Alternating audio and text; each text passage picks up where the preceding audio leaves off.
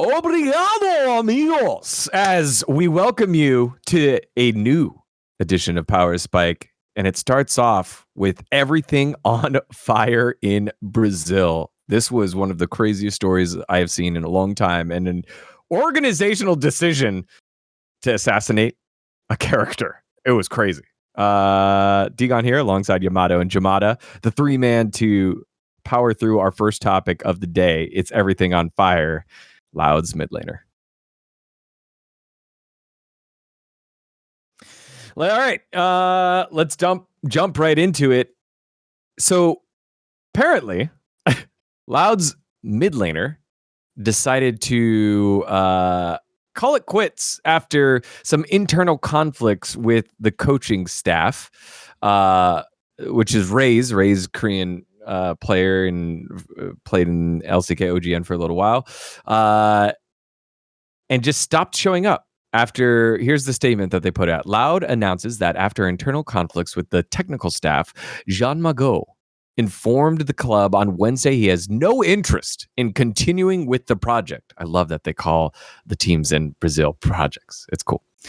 Even after attempts at reconciliation by the board of directors, Jean Mago did not show up to training the following day, nor to his sessions with the psychologist, and communicated that he will no longer play. During his last training session, player Jean Mago said, "Who does Raze think he is? The faker? We believe in the potential of Raze and our technical staff, and we will give full support to the work of the entire team. We inform that another player has been acquired to fill this position, and we are fully dedicated to integrating him before the next CBLOL match." Now, the crazy part is they are in playoffs, and they have done well. They're in the upper bracket. So, Jamada, when you see something like this, not only just the situation, but then, it was starting to leak out from Cheap Esports BR. But then the club comes out, makes a statement, and says what he said. That's kind of wild. It's everything all packed into each other, isn't it? It's like, okay, we've got Mago here doing a bit of a bin cosplay, except he's not LARPing and he just fully commits to the bit and leaves, doesn't come back. But for me, it's actually more about the statement, which I think is crazy for an org. Like, just full content. Like, I guess it's technically still like he said, she said, but like Mago didn't come back, so it's not like it's not likely, right? But full clarity, just he was beefing with the support staff. He called our coach like wannabe faker. I think it's just, I don't know. It's just a different world out there in Brazil. But the comedy of it is they go into their next series, and honestly, they kind of end up kicking Red's head in. I had the privilege of being able to watch a co-stream the CBLOL over the weekend. Pretty much completely blind, didn't really know what to expect. And Envy, who replaced him, and for clarity, Envy has been in South America for a very long time, in Brazil for a very, very long time. Very experienced mid laner, just came in and did his job. Like, he didn't really have to do too much. He didn't really have a particularly strong series individually, except for the Aurora game. His Aurora game was very, very good. That was game 2. Aside from that, it's just the fact that Envy's come in, done this guy's job, and they're now one step closer to qualifying for first stand. So Mago has made this massive noise. They're guaranteed top 2 now without him anyway. So it's the comedy of, having the realistically the ego to go, fuck you guys, I'm out. You've been replaced within the span of 2 days, and arguably, I'm not going to say Envy looks better because I hadn't watched any Loud before then, but they beat up on Red like it was nothing. So just kind of embarrassing all in all, I think, for Mago. And I want to say fair play Loud for kind of putting it all out there. It just kind of makes it funnier and sweeter now that they've ended up succeeding on the back end. Yeah, well, Yamato, this isn't the first bit of controversy that he's gone through. Apparently, I'm looking at his Leaguepedia. I'll also give the sad, character development part where he stopped playing competitively in 2021 to take care of his mom who was diagnosed with cancer, and then she was re-diagnosed in 2023 and then passed away. So he's been very open about that and spent time with that. However, he was on Red Canids, and he missed the boot camp in 2024, missed the flight. He has a problem missing flights, and then he missed the return flight back to Brazil and missed matches in the CBLOL Academy. And then it was further emphasized on his announcement on Red Canids, where they said they missed 3 flights total. So he's missing flights. He's mischaracterizing authority figures, not showing up to team stuff, has had a complicated background. Do you feel like Loud handled this right, wrong, well, good, bad? Like, where are you on the scale of it? I don't know. It's just so strange. The one statement. It's like first he's comparing a coach to a player and Faker. So that part is already like strange.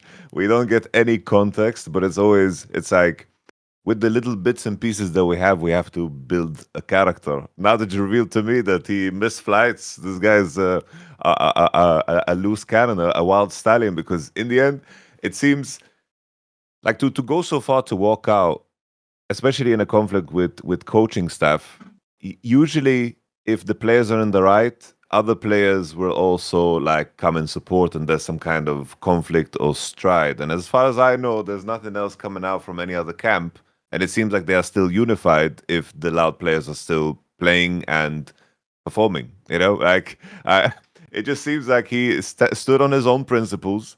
Kind of reminds me, for some reason, I have this image. I don't know if you guys saw this this Hell's Kitchen episode where one guy suddenly starts arguing with Gordon Ramsay. He's like, "Oh, can you give me your nominees?" And he's like, "I'm not gonna say it." And then he just walks up to Gordon Ramsay and he wants to fight him, and everyone's just confused as to why there's a conflict in the first place. That's the vibe I'm getting, because like with the bits and pieces, you need to put it together with what you have. And in my mind, considering the players played and they won, the other players are not saying anything in support of the guy or anything. It just seems like, this is all on Mr. Mago here. That's my read, at least. That's my read. Yeah, can you imagine if T1 did something like this? Like, I still am, I guess, just understanding the cultural boundary of like an organization just being like, bam, and not being afraid of, wow, players not wanting to come play at the org because they didn't have their back or they didn't cover him. I think that's interesting, but the flip side of it is, how awesome is that they got to stand on business when someone was just in the wrong? Like, all right. I think people used to ask this all the time. When I was at Golden Guardians, we had situations like this, and we protected the players. Obviously, we're a brand new org. We didn't have a lot to stand on.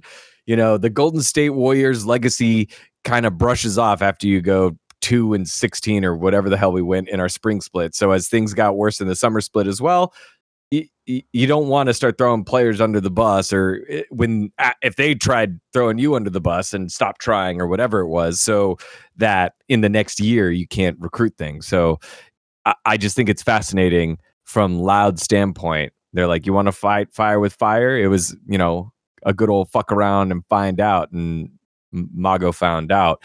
So yeah, I just think it's crazy here. Jamada, any final thoughts on this whole situation here for Loud?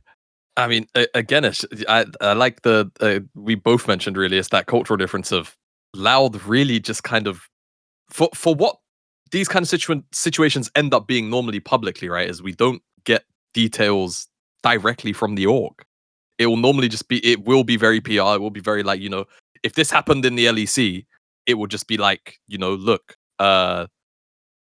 due to like creative differences in how the team should be handled, right?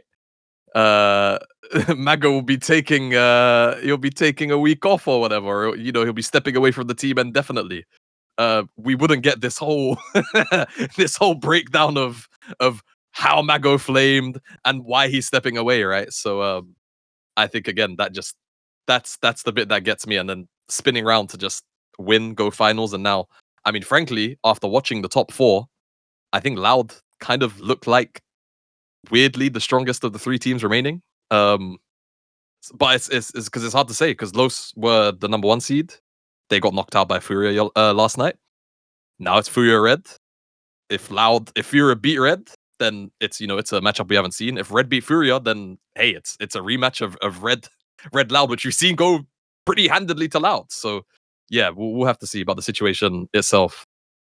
It's a comedy script. It's a comedy script.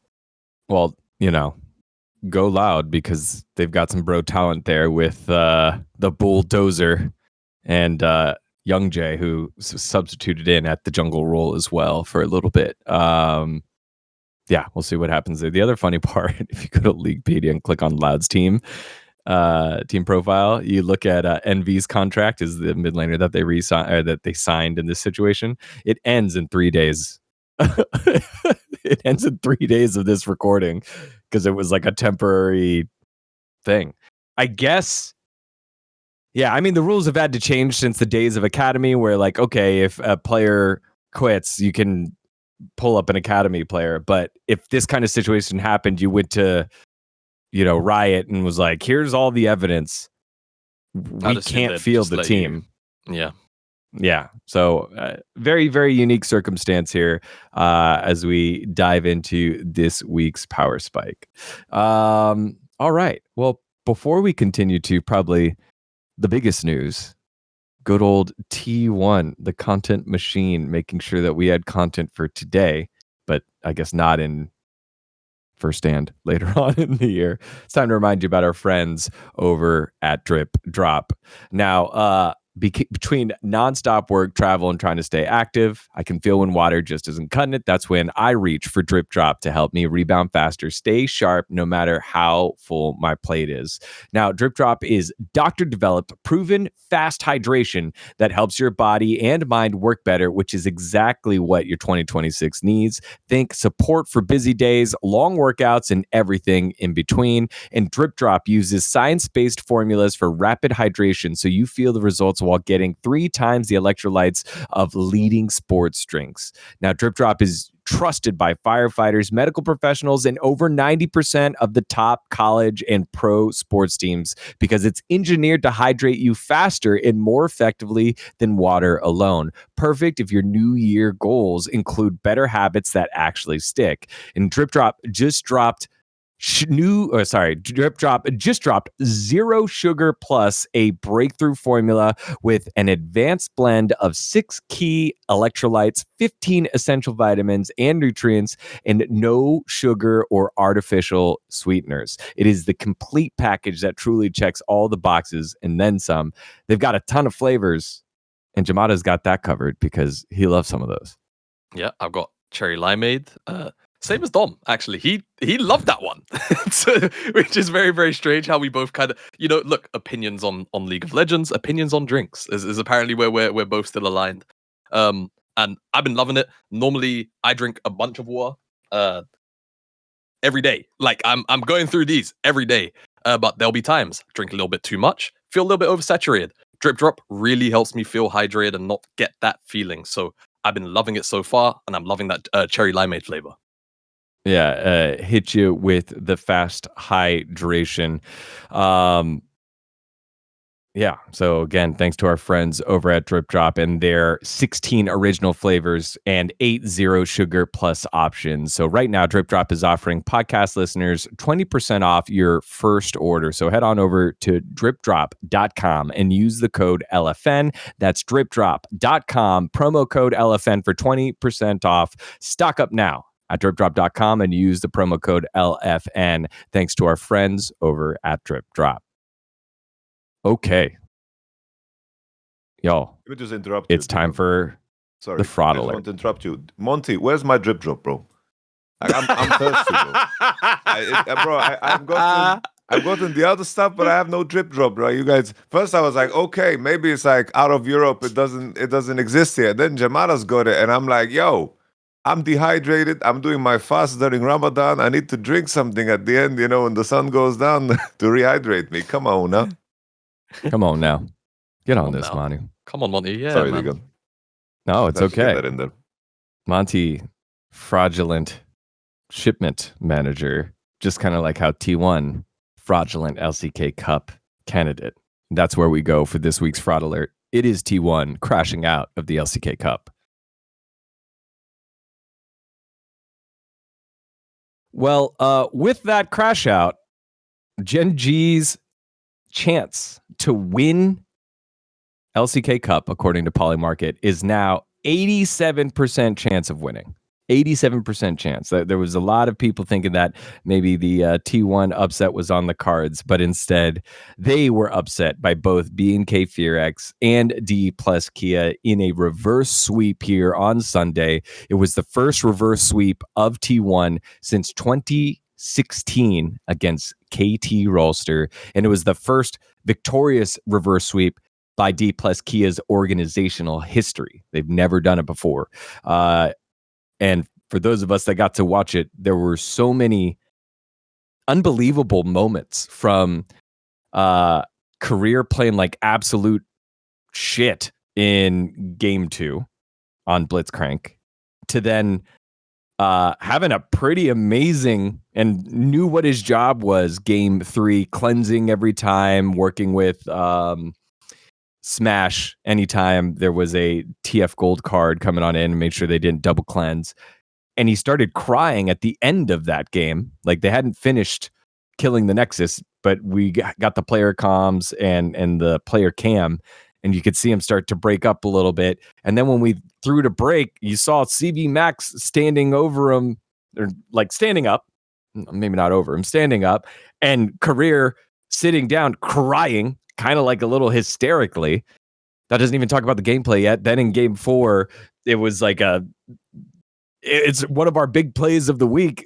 Owner and Faker completely outplay Showmaker and Lucid does the double face palm.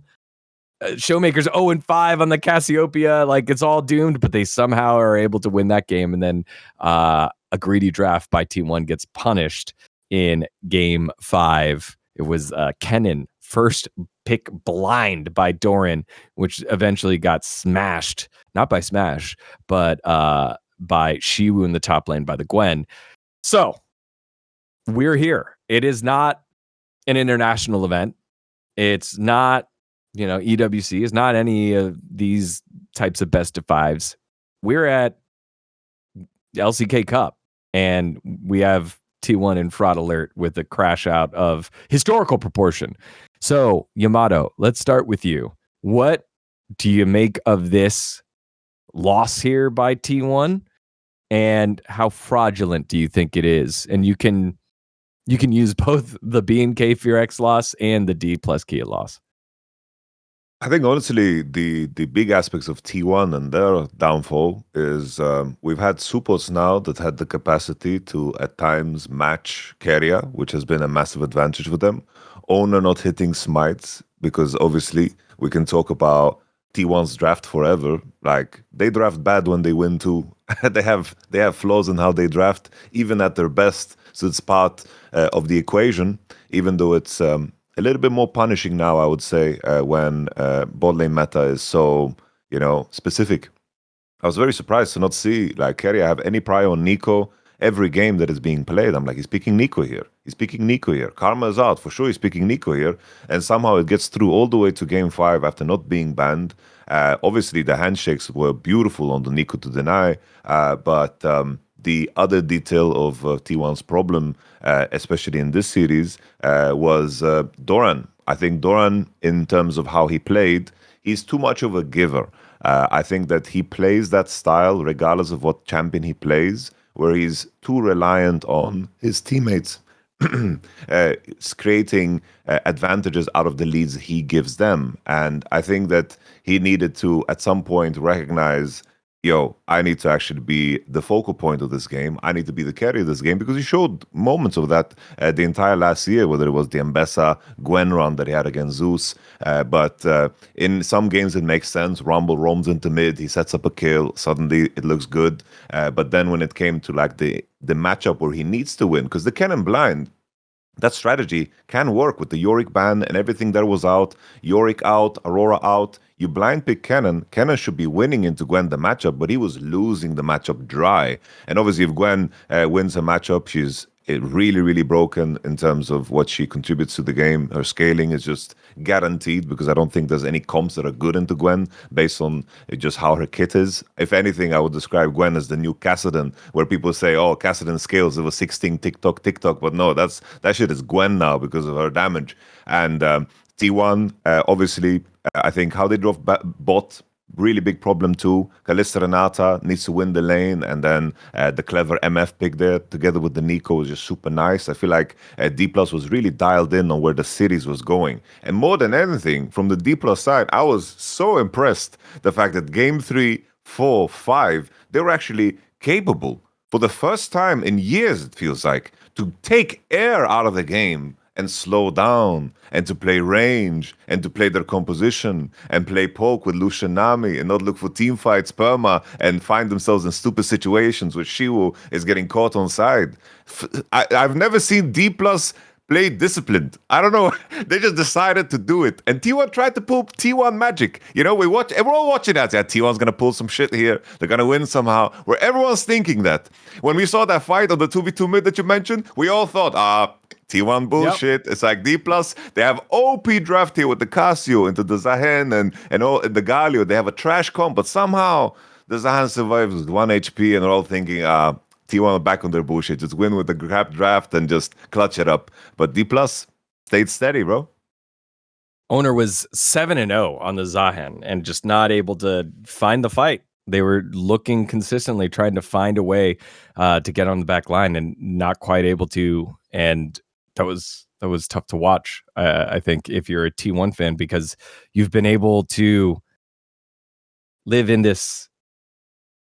I'm not trying to make it sound as rude as it's going to sound, but you've been able to suspend reality. Like you go to the movies and you like suspend your sense of reality to enjoy it. They do things that defy logic. They've done it for the last 3-4 years. They've made all three of us look dumb sometimes when we're like, there's no way they're able to do that. And then they do it.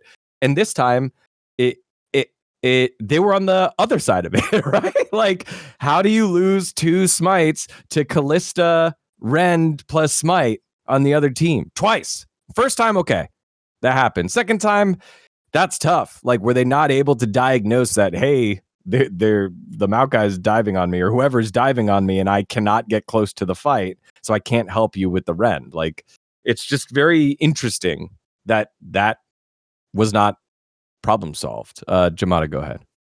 Yeah, I think I want to latch onto that back part, because normally it's the problem solving of T1 that will get them out of even the weird spots in games.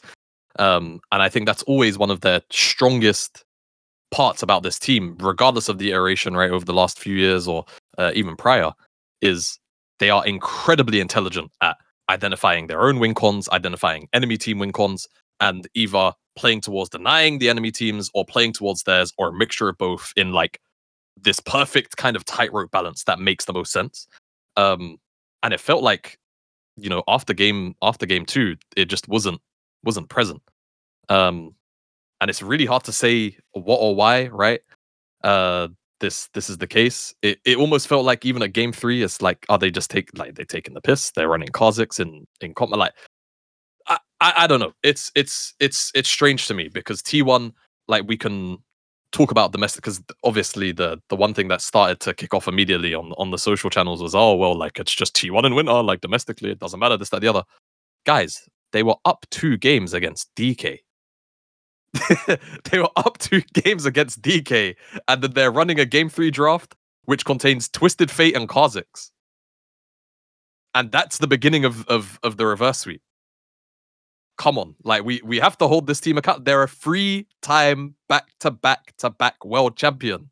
It doesn't matter if, you know, you've got this whole stigma in your head about, oh, they don't perform domestically. This is the year where everyone's saying they have to perform domestically, actually. This is the year where everyone is saying, oh, this will be the year where they actually get a title during so they place first, because obviously the LCK's got the whole, like, it's technically only you win the LCK once, but you know, you've got the LCK Cup and you've got but point being, they are supposed to finish first seed at one of these splits. And this would be the split in my head where I'm looking at them and I'm going, well, at least top 2. Like the rest of the field doesn't look good enough to not finish top 2. And they've been reverse swept by DK. And I think if I'm a T1 fan, I'm vexed at that. I am very, very angry because not only was this avoidable, it almost felt like a degree of disrespect after the game 2 to go into game 3 with that kind of game plan, we'll call it, and then have a lead and let DK suck the life out of the game, like Yamato was saying. You have the ability to play on sides. You don't have hard force tools, right? But you've got a fucking fed ass Twisted Fate, or like a what do you call it? You've got a fed Kha'Zix with a Twisted Fate to just assist them assassinating people, right? Just play the game. Like it's not that difficult. You can play on mid waves, even versus Lucian Nami. They step up. Guess what? Faker TP's on your head. Like it shouldn't be difficult to really just suffocate out DK. And then as for the rest of the series, the fact that they then get that ridiculous next game of Zahen being 7-0, and it was early. It was like 18, 19 minutes into the game. You can't close out that game either. I'm sorry, like I'm taking the role of T1 hater here for a second, because this you have to hold this team accountable to a level that you would expect them to play at. And this, I think, to me, was absurd. It's absurd to see a team like T1 do this. But you know what? It's karmic cycles. Do you know what it's for? This is for the KT throw from like a month ago. This is the return. This is the return. This is the return. Imbalance then, no? No. Kicked out of playoffs against Dplus. Get kicked out of playoffs. Listen. Sometimes the karma, when it swings back, it doesn't swing back even. So eventually T1 will get their payback. This is, look, they're due a rebate, but unfortunately, fate decided to kick back a little bit harder on the return for the KT game, that one individual game. But yeah, I don't know. It's just so out of character to see T1 not close out, right? Like their whole thing, their whole mantra, all of the funny narrative things away from analysis that people talk about of T1 is that dark magic, just that ability to make things happen that typically wouldn't happen. And you know what? It's bit them in the ass backwards this time, because they've made something happen that I think no one was expecting to happen in the reverse sweep. And like, credit to DK, right? The fact that they're able to come back from 2-0, the fact that, seemingly as well, and I don't want to derail from the segment wholly here, but obviously the environments that CVMax tends to, find himself in, and the players seem to find themselves in when CVMax is at the head of the project. The fact that, we see career breakdown in the middle of the series before he's even left the stage, and then we see it behind the scenes. And seemingly the emotions are likely very close to similar for the rest of the team. For DK to come back against T1 and reverse sweep them, honestly, hats off. And it makes me want to support them all the way. They're not going to beat GenG, but it makes me want them to beat Fearx for me. Yeah. It makes me feel the love for this team. Yeah, just hats off to them. But for T1, what a disgusting series to lose. What a disgusting series to lose, with all of the tools. Again, even drafts, like the drafts weren't horrible for a well, depending on who you ask, yes, but like they were in positions to win off those drafts and they still didn't do it. Like, it's just evil.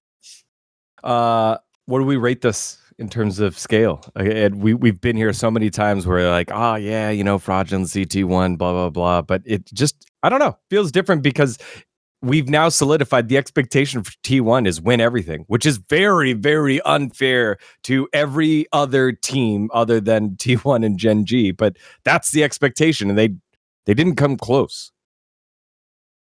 Oh, I would straight up I think this is extremely fraudulent.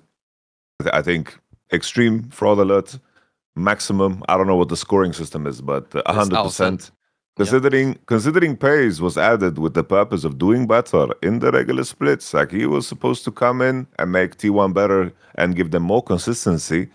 Yeah. And, especially now, like the DNA didn't kick in, they got reverse swept and they lost to BFX. They didn't lose to like HLE, and then HLE GenG played a final. They lost against BFX, then lost against Dplus, reverse swept.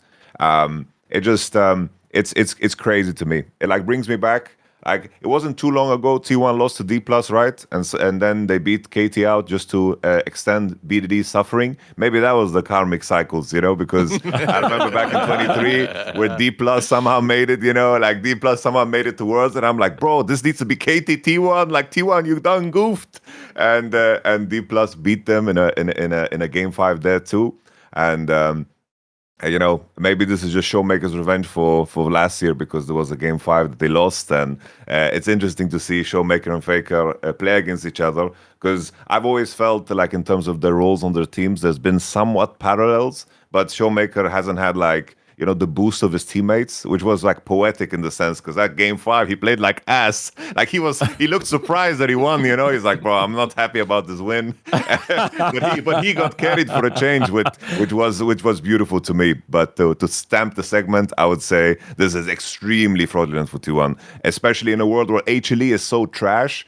This is a moment where you need to show up in the final and give GenG a run for their money, especially with how the regular season started. But I guess the regular season was quite poisonous in terms of expectation because we didn't get to see all the matchups.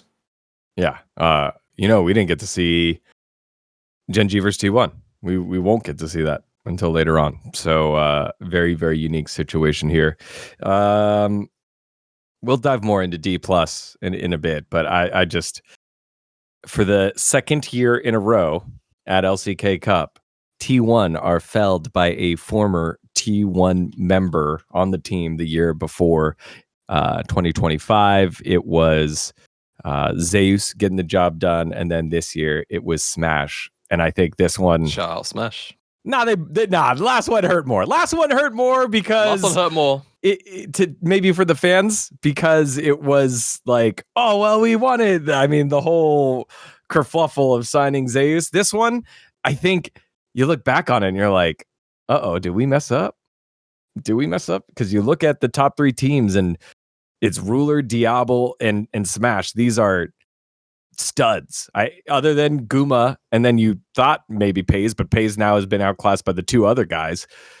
You need a star bot laner that can do it. All right. If we keep going there, then I'm going to end up going into the Dplus BNK thing. So let's keep it moving here as we remind you about our friends over at Manta Sleep. If you're tired of waking up before your alarm because the sun hits your face, well, no worries. The Manta Sleep Mask Pro blocks out every bit of light so you can sleep.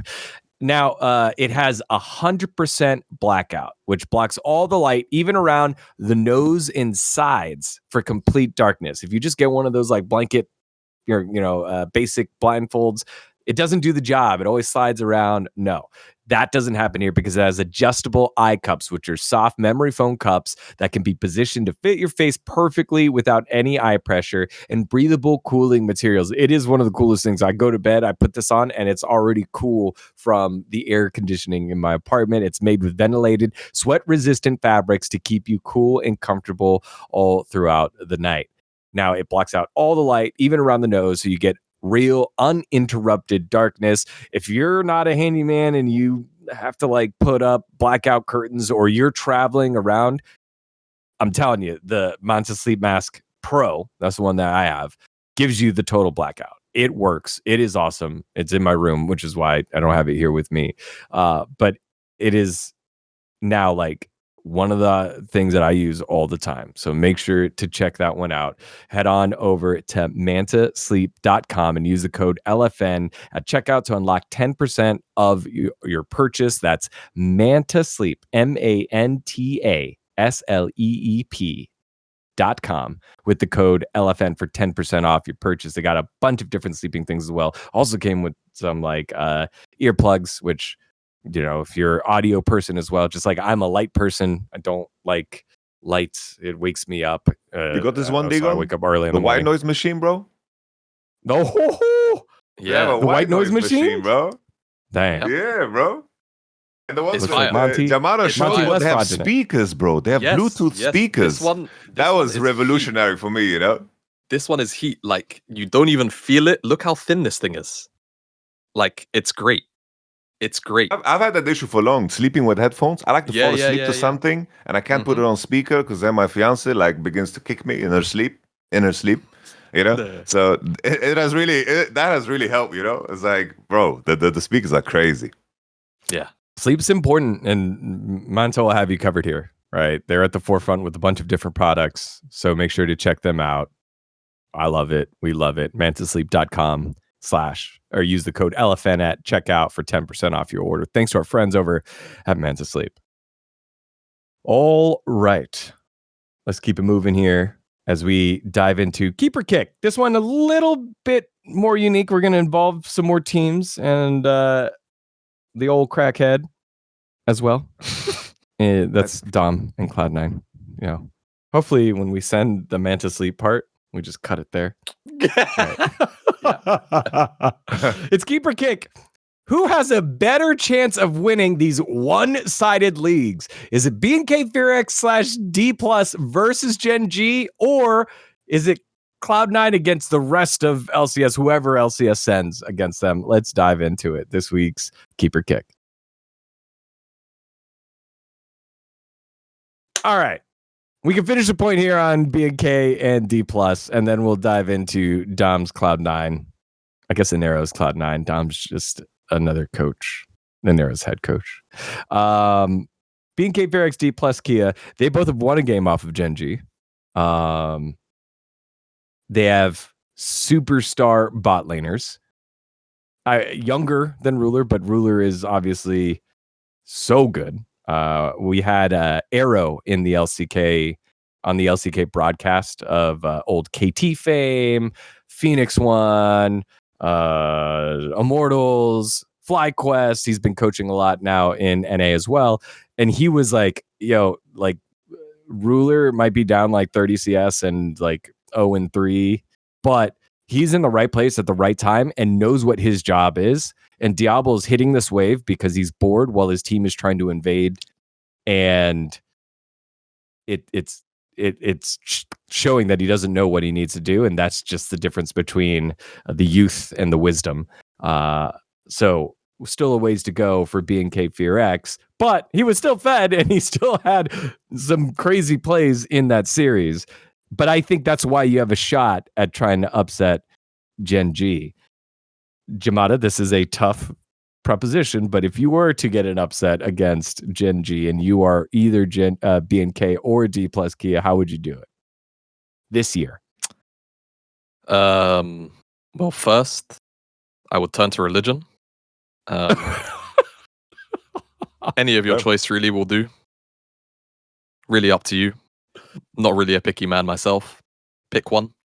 Some religious items, you know. Different laws have different items. You know, you've got things like rosemary, you've got things like rabbit foot, horseshoe. You can get some holy water, whatever you want. Bring it all.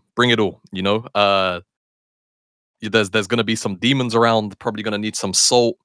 Garlic. Who knows? Garlic. That's for the vampires. Yeah, the skill vampires. They need to make sure the skill vampires aren't coming for their level. Yeah, so they need some garlic. I think also wooden stake, right? Yeah, wooden stake for the vampire. Yeah, that sounds right. That's pretty good. Wait a second. So Bangu in chat, who's definitely a watcher, goes, the religion I would choose is Church of Chovy. The religion is Church of Chovy, Camp Mid, and Inshallah. Bro. I don't know. It's really difficult to say. Like, this GenG team does seem so monumentally infallible unless your name is T1. Like, that is, and even then, and we don't know because we didn't see it this split. So, like, it's really difficult to say. For me, I think if you try and run over bot, right? Like, I think both of these teams, both DK and BFX, like, it feels like for DK, if Smash is like in a really happy confidence game, then he can squeeze, and he can squeeze heavy. And I feel the same for Diablo, where he's very hungry, like especially in the 2v2s in lane, where if they're getting, you know, matchups where it's like, you know, your Lucian Enchanter, or like your Aphelios, or hell, even like Ezreal. Like Ezreal lanes for Diablo to me are very, very good for him. If he is comfortable, then I think the rest of the team is comfortable for Fearix. And I feel the exact same way really about DK, where to me, I think these are both very bot-centric teams this year.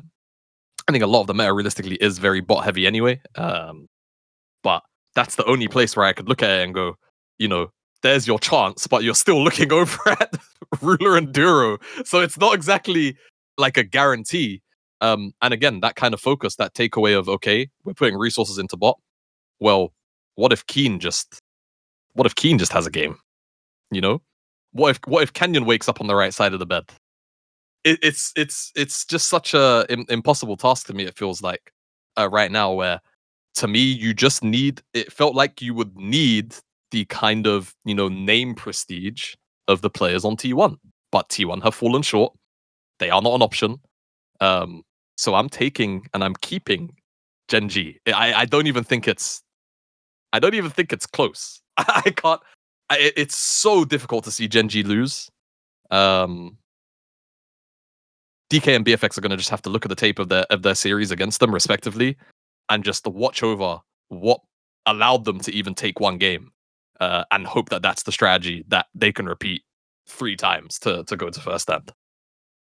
Well, it was mostly a Dplus or a GenG 4-0 win where they basically let the game drag out, got to Elder Flip, and that was that in their series. Yeah. B&K was happy gaming. All the series were just happy gaming in game 3. They're like, all right, we got 2 in the bag. Let's doof around a little bit. Oops. All right, let's lock in. And that was that.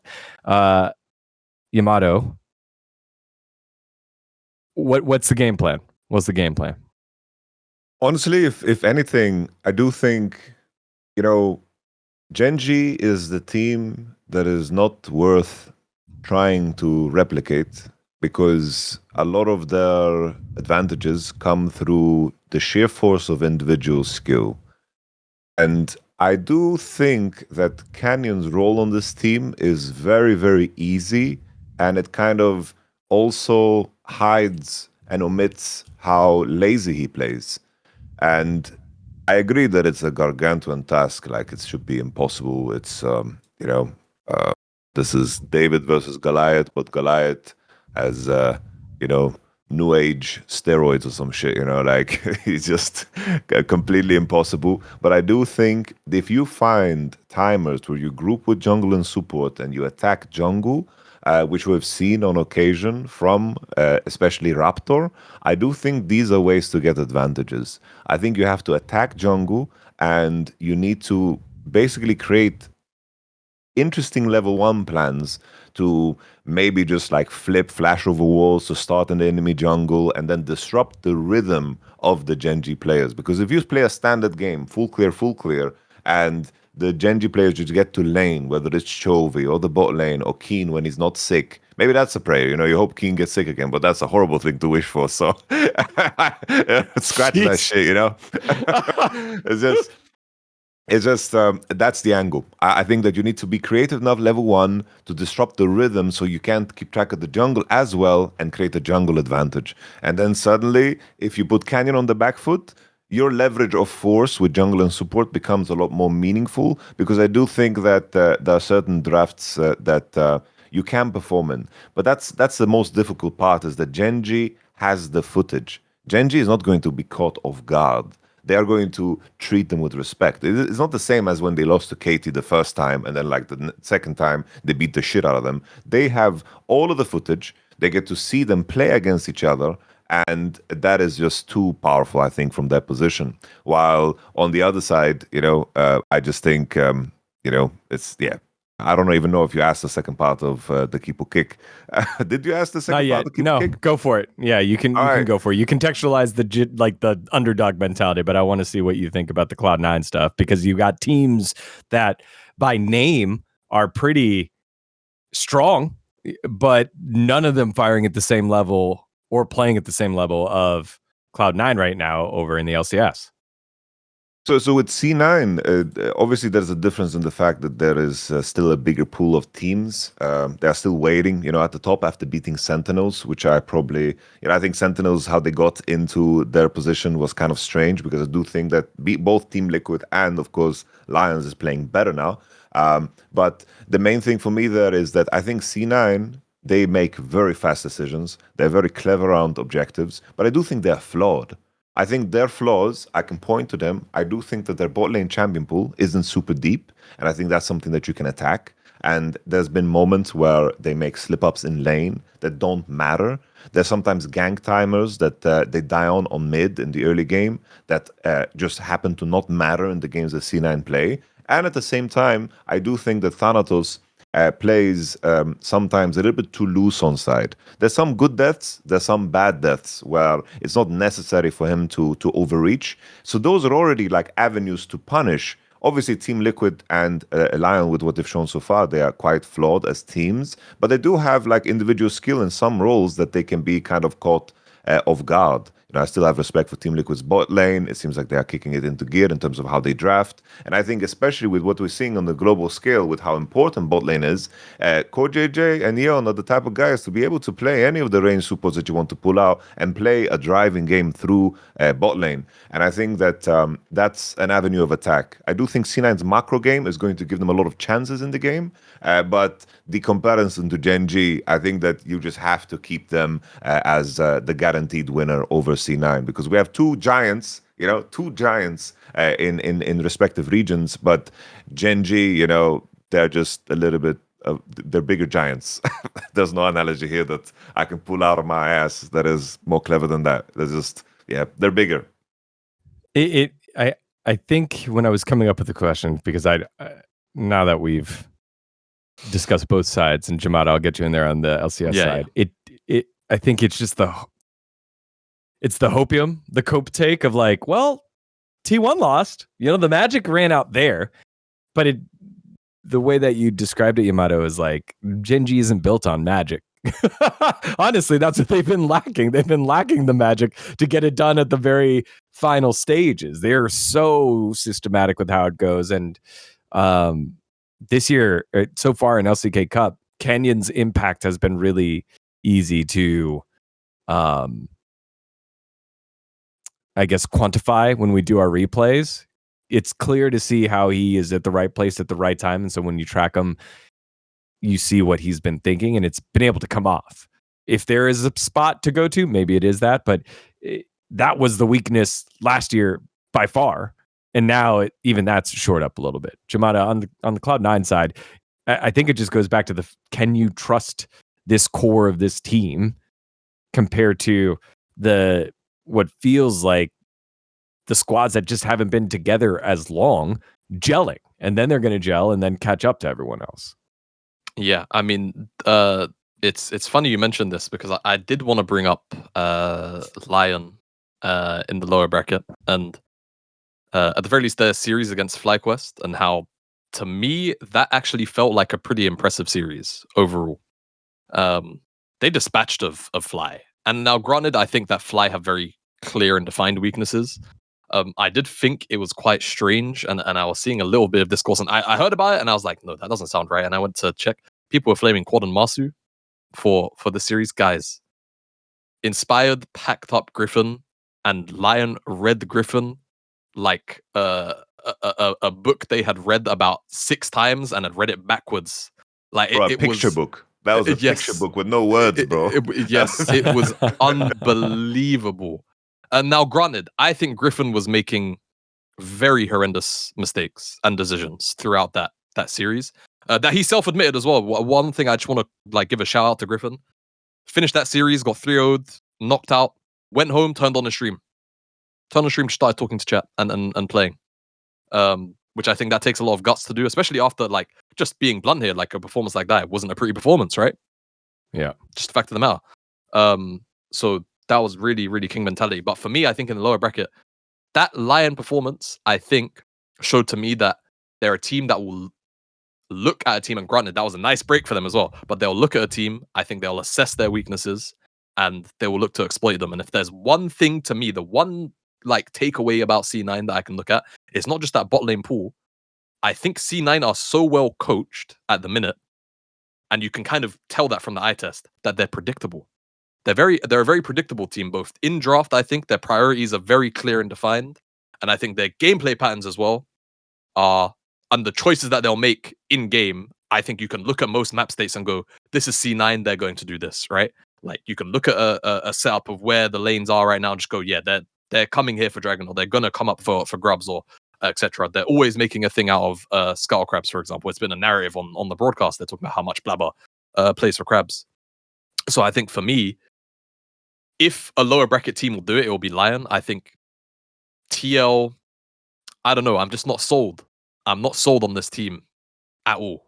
I don't really have much to say. They just don't feel like this dominating force that they should be. You know, like Quid, I think, should be taking over lanes pretty consistently.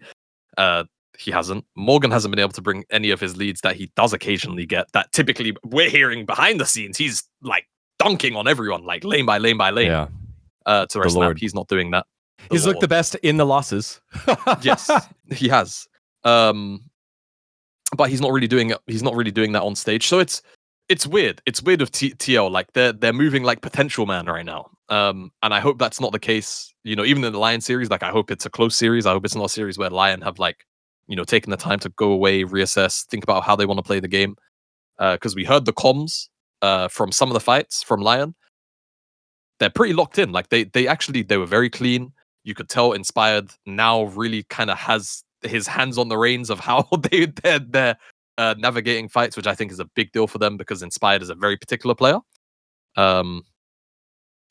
So yeah, I think if there's a team that will do it, it will be Lion. But I don't know, C9, their gameplay floor just seems a bit too high. That's my issue, is their gameplay floor feels a bit too high. And I don't know if Lion, you know, through 2 more best of 5s and you know what is effectively we're recording on Monday. They've got 4 days of scrims. I don't know if that's enough time. I don't know if that's quite enough time, but if there's a team that'll do it, it'll be Lion. I'm still taking that C9 side though. I think C9 look very, very, very, very good. And if they would lose, it would have to be Lion, and it would have to come through Inspired. That's the only thing for me. There's only one small angle, right? One small angle. It is, which I also mention on stream whenever I'm co-streaming C9, is that I want to see how they react if things go bad. Because right now they've had the safety cushion, and now they're going to play a final where the pressure's on in a very different way. And that's where C9 has cracked in the past. They've looked like a potential winner.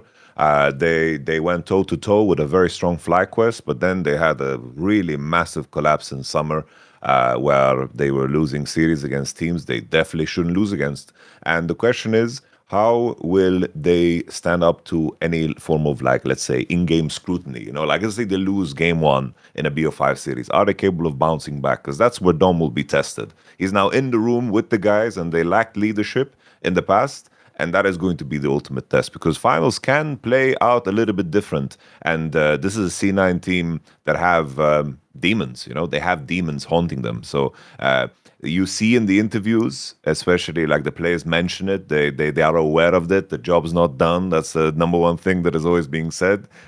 So they are aware of this, but sometimes being aware of that can also be like a negative. So it's a very tricky thing to navigate. So I'm very intrigued to see how that's going to play out. Because if, let's say, a team like Lion makes the run and they're in the final and they've played a really tough series and they figured themselves out in a different way and they have a confidence where they come in to that finals thinking, yo, we've already done more than we expected considering where we were at, and they have no pressure on them. I think maybe that's a way to capture a victory against C9.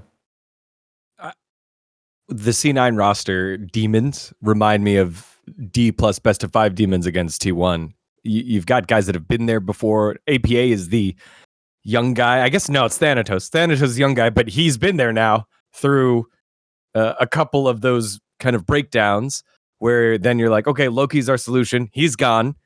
Now you got APA in there who's been born in the fire, right? He came in when Harry couldn't get it done and was getting shit on by his world champion teammates about his champ pool, and he's been able to shut it up. He had the performances.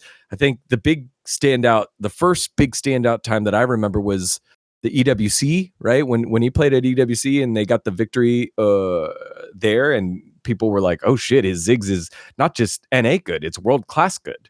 And then from there, he had ups and downs, but I think Sven and Vulcan, they've seen it all, man. And Arrow has killed more organizations than any other person in North American League of Legends history. Honestly, it's Dom. How's Dom going to handle the stress for like, hey, Blabber, why are you doing this thing that you've never done before?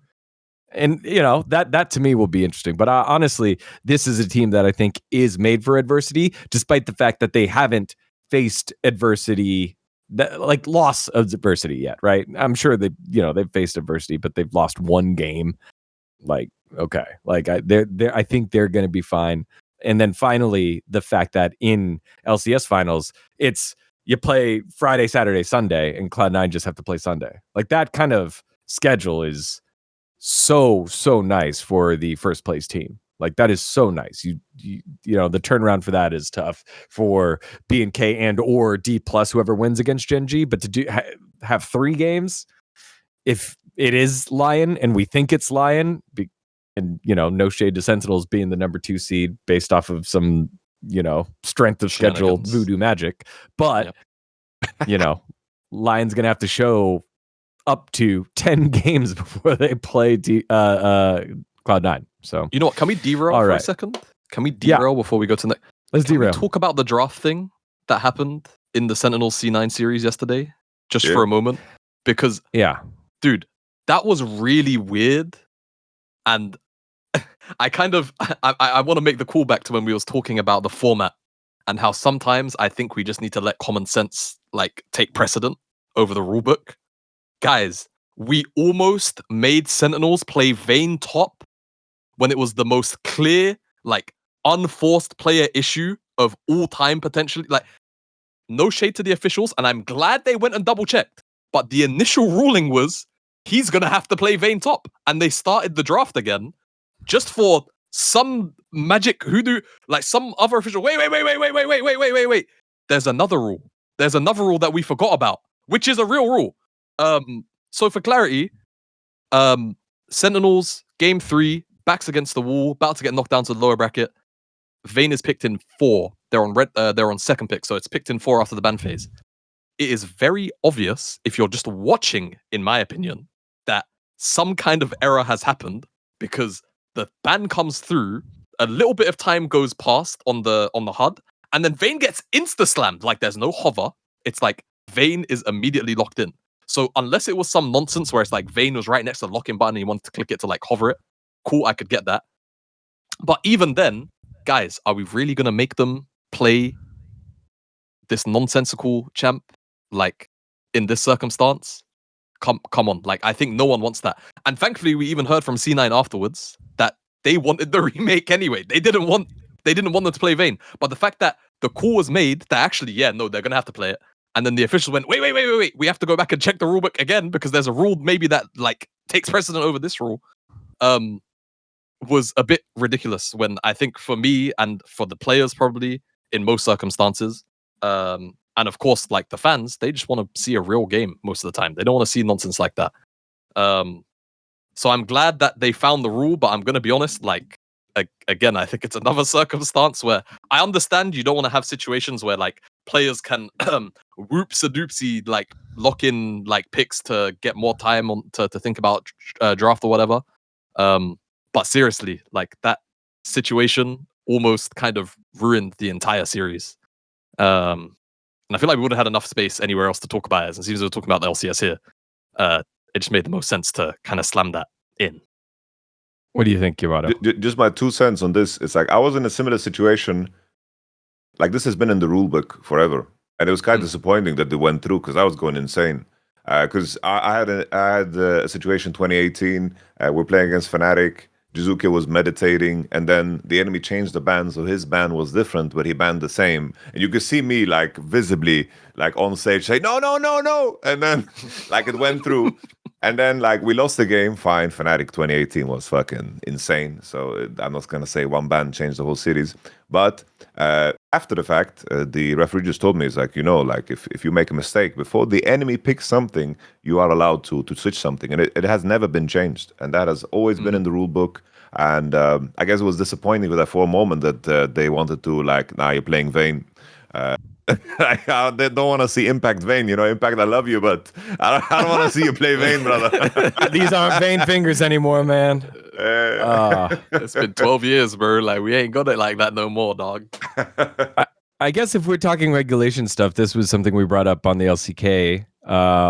We've had a lot of poop pauses. I'm not sure if you've noticed that. It's like, all right, we're about to get in a draft, and now Atlas is stalling. And he's stalling. We're showing some fan pictures, and then eventually they show like the empty chair or the empty chairs on one side.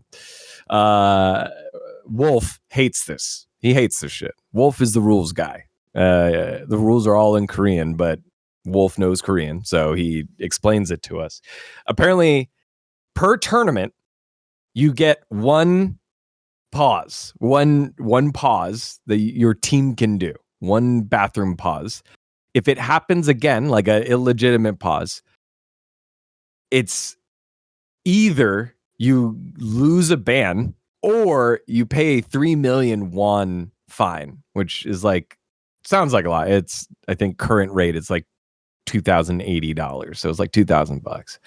But it's just happening so much at the time.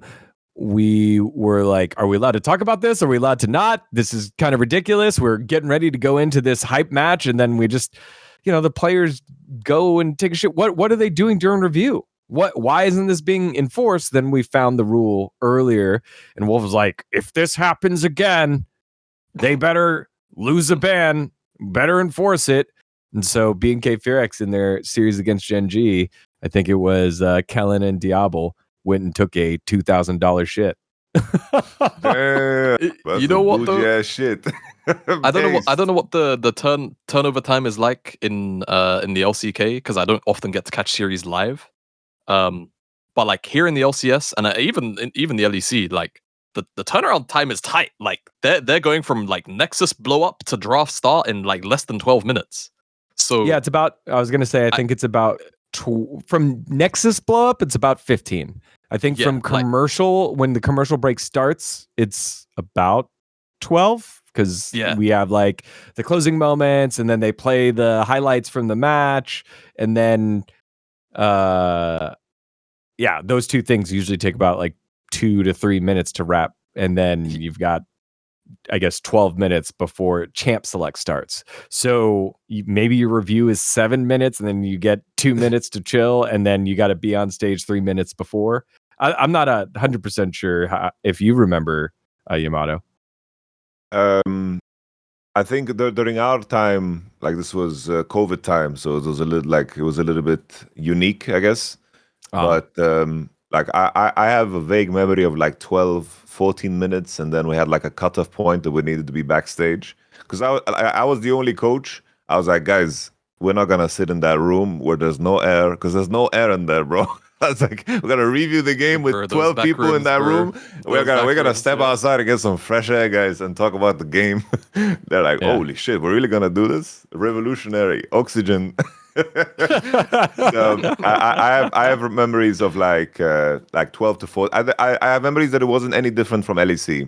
But LEC has gotten a lot tighter, like a lot tighter. Like you have no time, especially like backstage, they rush you. Like you're not allowed to be in the room. They kick you out. Like it's very, I don't know. It's very strange in the LEC now. Very, very rushed. And I feel like it comes at the cost of the experience. We get kicked out of rooms. We have to move like instantly. Like we don't get a chance to like, there's no moment at all. Yeah. So faster broadcast, but I personally not a super big fan. Something that I can share now. Most likely, I'm not going to coach. I'm retired. What I always did. Yes. What I always did is you tell the referee that one of your players has a stomachache. Then you're allowed to pause for toilet on stage. If you don't say it ahead of time, you're not allowed to pause. That has been the rule in the LEC. So if someone is sick, you can pause. Someone had a crazy Question. burrito, you know, and Hey. you're like, you have to talk to the Duna ref. wasn't good. Is that colloquial? Is that like actual in the book? Like if the officials are aware player is unwell, they are granted. Like, crazy. team is No, granted. this is just something that you know They I just do. coordinated with the refs, you know, because it came up. It was like one time I was like, referee, bro, player is sick, might have to like vomit, you know, might go to the toilet, you know. He says no problem, he can pause, no issue. I'm like, okay, damn. There's And now we know, you know, and now we know. There's a YouTube content series that I watch. It's called A Bunch of Amateurs. It's like this tier 6 English football team. You know, they're this, and it's just like a behind the scenes documentary that's been happening for like 5 years. They do like every day match. It's like how old esports documentaries used to be. And their coach is like this guy who talks a lot of smack, and he's a fun character, but he tells all of his goalies like, hey, you need to go down, you're cramping, I need time to talk to the players and change my formation. And so the goalie will go down, they'll get the referee's thing, the training staff will go check up on him, and then all 10 other guys are there at the touchline as he's like, you got to stop doing this, you got to do that, and they have a signal for it. So Yamato just gave his, hey, Nice. you're cramping signal. Fucking smart. All right. I can't believe you shared that. I don't want you to be done coaching, man. I think we got one last Yamato ride. Come on, man. Hey, look. Dom's doing it. Come on, bro. Bro, like I've done it all, bro. The only thing that is left is like if Caps calls me up and says, yo, Yamato, I need you. That's like the only thing left to do. That shit's not gonna happen, bro. He doesn't have a phone. Yeah, it's cooked. What a fucking cool. Well, that's a great timing because that leads us to this week's Galaxy Break Club. It is the LEC Playoffs. Let's get into it.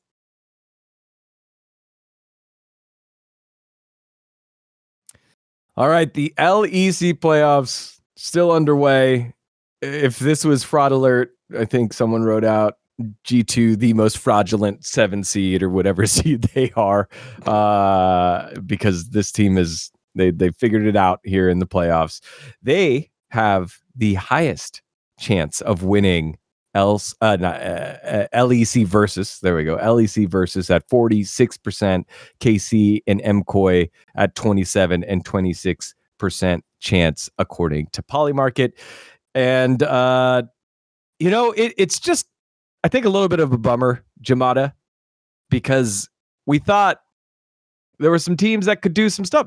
Los Gigantes are in it. I mean, that's great. I'm happy for Los Gigantes, but They shouldn't be. You know, the Na'Vi squad that we bought into, and it's still early, right? We can take the, you know, positive approach. It's still early. They're still figuring it out. It's just LEC versus. Let's give them time to gel, all that stuff. But the number 2 seed, they had big wins. You felt like, hey, is this the upheaval? And it didn't quite work out. Same thing with Vitality as well, who crashed out in round 2 against KC. I mean, I'm going to be honest. I think most of the seeding for LEC versus for playoffs is just kind of fake because the best of ones. And everyone just seemed so close to each other coming into it. I think if you were like seriously buying into like Vitality at number 2 or 3, Na'Vi are like guaranteed, you know what I mean? Like with the exception of Ratones at KC, 9. basically. Yeah, like Los Ratones. You know, like Jamada, no! It's only been 2 weeks, bro. I think if you're hardcore buying into it, except for Fnatic, they earned that. And it should have probably been lower by a considerable margin. You know, like, and they showed it. Yeah, like it just kind of is what it is, right? I think for Na'Vi, they'll give us a lot more. We'll talk about them very quickly before we actually get onto the teams remaining. Because you offered me the platform to talk about my dark horse team here. It's just very clear they've still got a long way to go, right? At the end of the day, this team, I think, has so much to offer us between obviously the top jungle that's been the focus of the narrative, to Paris, who is kind of had a bit of a redemption if you really want to think about it. You know, like last year he came in off the BDS lineup, and everyone was super hyped. This guy was technically the number one choice for G2 before the Labrov kind of hot swap ended up coming in, if memory serves me right, on how that offseason played out. And then on BDS, he kind of just didn't look too good in that setup. This year here with Samdi under Na'Vi, actually looks like that prospect that was promised to us from 2025, right? Yeah. So I think this lineup, come next split, of course, we'll also have like no full disrespect. This format like sucks ass, man. We'll be under like a real format next year. Next split. Hopefully with a little bit more, a little bit more breadth to it. Yeah, they'll improve and they'll have a lot of time. And this team again, and Yamato, you gave the rock credit, you gave the coaching staff credit. When you guys played them, I think this time off is going to be like a hyperbolic time chamber for them. And I think it's going to be an even stronger looking Na'Vi with even clearer defined ideas on how they want to play the game. So I'm super excited for them. As for the teams in playoffs, though, yeah, G2 they've duped us again. They've duped us again. How many times are we going to fall for it? How many times are we going to fall for it?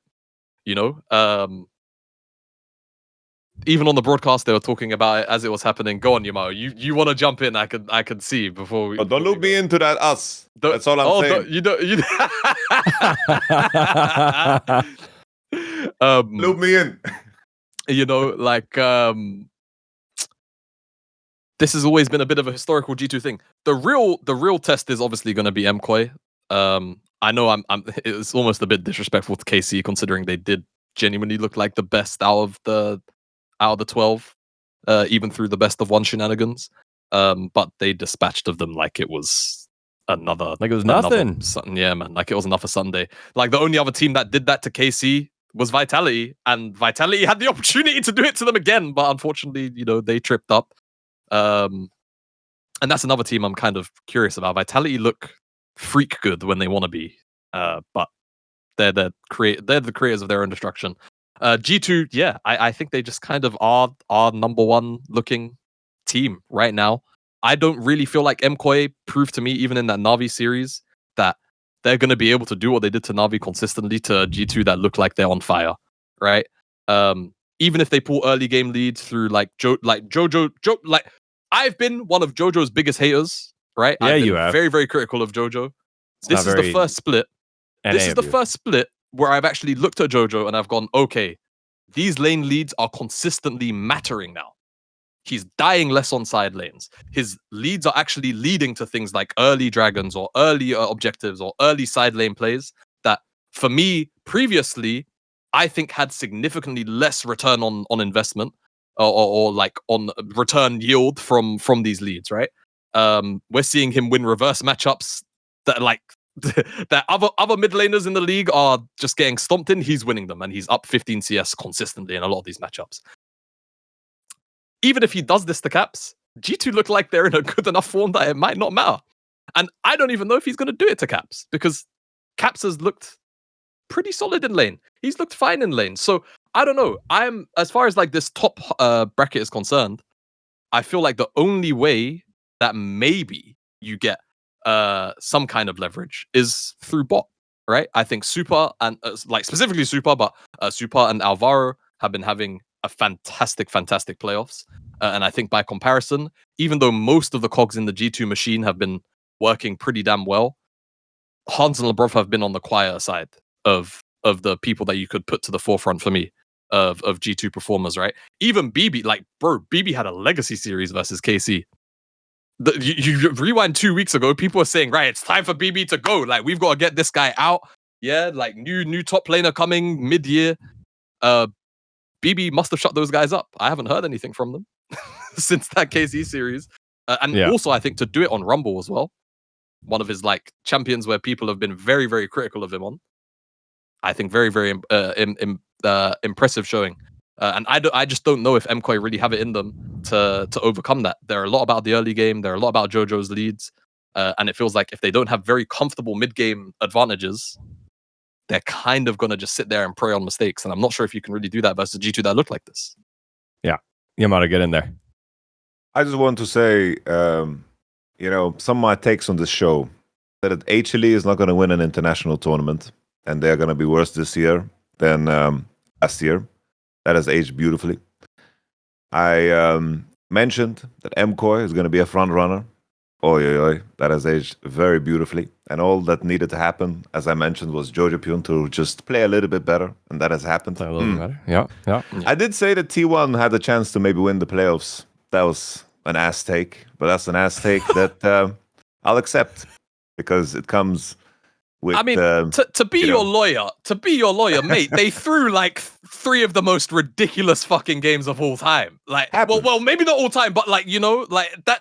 That's a series they should have closed out. To defend your take here for a second, to give you your credit, like 7-0 Zarhead 20 minutes, the game 3 as well. Like, come on, like I can still respect your T1 take as like very acceptable. I think everyone was in that headspace still. But such a homie, I'm like glazing myself, and Jamada's like, give me some of that. But proceed. No. Yeah. But back to the topic at hand, right? It's like, I do think that from where we're at, I was always worried about KC with what the longevity will be, because I do think that this team, in terms of how they won off of the mistakes of others and won because they were individually better. I never saw any macro that was impressive to me. I never saw any team play that was impressive to me. I only saw like individual moments that were good, lane leads that were powerful, and then I saw the punishment of mistakes of others. And I think that's a play style that doesn't scale well. They kind of remind me of, that year when 2021 when Mad Lions won splits, they kind of remind me of that Rogue, where like individually they gel and they play very simple games and they win because individually they are strong, but then it's like over time teams around them are getting better and the experience kicks in and the macro level kicks in and a lot of other details begin to matter a lot more. And I'm skeptical, when it comes to Reaper based on his track record on C9. He had really strong rosters there and didn't shore up to anything. In his era, pre-Japan Reaper, he was fucking amazing. Don't get me wrong. I lost to him at Worlds. What he did with that C9 roster, winning the split with 100 Thieves, who he was as a player on T1, SKT, made a team in 4 days, and then went to IM Cologne and smurfed it. Like, that era of Reaper, I am a big fan of. But post-Japan, I don't know. Post-Japan Reaper, coming back to C9, and then this team, I think he has a lot to prove because there was always a clear stagnation. And I wonder sometimes if a coach gets hired for the purpose of being, breaking the language barrier. I get that, but there needs to be more to it because I wonder if KC is going to run into that same wall as some of the previous C9 rosters did. Barring, of course, they have Zeph there, the roster is different, and the challenge is still fresh. When KC won in winter last year, they did also lose the first round they played against G2, and then they had to rematch them, and they won, of course, in the finals because in that best of that they played against G2 the first time, it was like a big draft problem, and they got completely kicked out. If you guys remember, like Kana was playing tanks for some reason, the same way he was playing tanks here. Nevertheless, looking at the two teams, MCoy and finally G2. I think GX has nothing to offer here. I think fair play. You made it here, I don't think that you're moving further than this. But looking at MCoy and G2, I do think that, I think Broken Blade's performance was kind of overrated. I think his Gwen game was good. But I think what really stood out to me was how good Skewmon and Caps were. I think they were absolutely insane. Skewmon found gank angle after gank angle, putting BB in winning positions. Ryze was ulting top. Ryze was running the whole map. I think what is really, really high level and insanely tough to break here on this G2 is Caps and Skewmon right now. And I think the matchup against MCoy is very interesting because I do think that top lane is going to not matter super much. It is nice that BB has shown that he's capable of playing other champions, right? But I do think that in terms of depth, Alvaro and Supa have shown more than Hansama and of course Labrov. I think in terms of what they are capable of playing, they have more champions there, and I think that the bot lane will be tested a lot more in BO5s, especially in this BO5 that is coming. And finally, I do think that Koi, just because like I hitched my wagon to the Koi team really early on, so I need to just run with it. I can see G2 winning. I think they play super well. Caps has played one of the best splits ever for him, which is crazy. Like Caps has been insane to split. But I've hitched my wagon to the MCoy horse a long time ago, so I'm just gonna let it ride. Like I'm gonna just say I think Koi is gonna win the split, even though I can see the angle for G2. Yeah, I think the cool part about watching that KC G2 series, one, I'm always keeping an eye on Busio, and it felt like he's been plagued by this thing that's going around where it's been terrible Bard play across the last, I think, 2 weeks everywhere. I don't think I've seen a good Bard the last 2 weeks, and I think that was like 10, maybe like 12 series that we've seen it. It has been cheeks and a half, and we know how good he can be, but Busio felt lost. So I think hammering home the point that you said where they're how is it going to scale? How's the macro of the team going to scale? Because I know Busio as like, LS disciple. He thinks about the lane a lot. He thinks about optimization a lot. He's grown a lot since then. But now in his foray over here to KC, it's a different environment. It's no longer the FlyQuest family. And who's going to be the person to step up to macro the team around when those individual plays weren't working, like it wasn't working against G2? And the other thing from that series was just, I love watching greatness. And Caps, it's just so fun to watch. How can you, as an NA fan, you just watch this G2 team that has been built around Caps for such a long time, and you can't get mad. You just watch it. It's like how I watch T1. Like I watch T1 because Faker keeps doing shit where you're like, this is incredible. It is incredible how well you can problem solve out of macro and then still hands people on, Silas's ear. But he did the thing in this most recent series where he got away on 1 HP on his ear. We're like, holy shit, Faker's still doing it. Here in the series against KC, just showing up huge with Caps, and then the backdoor to, slam it home was just, it's great.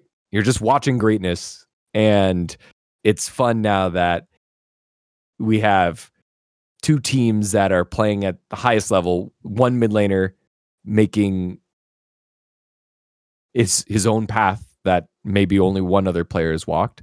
You have another player achieving the potential that we've all been waiting for. You've got KC, who they have a pretty clear problem that they need to solve, and you have the underdog in GX where it's like, wow, you guys made it. You guys made it here, and it's good, and we'll see if you can continue to do the Gihoto upset game plan. So yeah, that is kind of where we're at with the LEC playoffs.